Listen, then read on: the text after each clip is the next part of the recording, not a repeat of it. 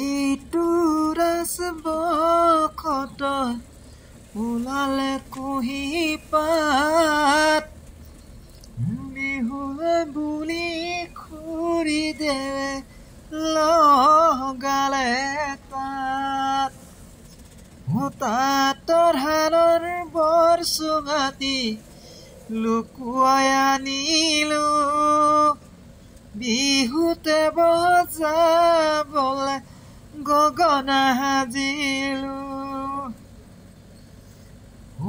দিয়াচোন বোলাই দিয়া দুখনি হাত বজাই দিলে ওলাব মাতৰ মাত বজাই দিলে ওলাব মাতৰ মাত।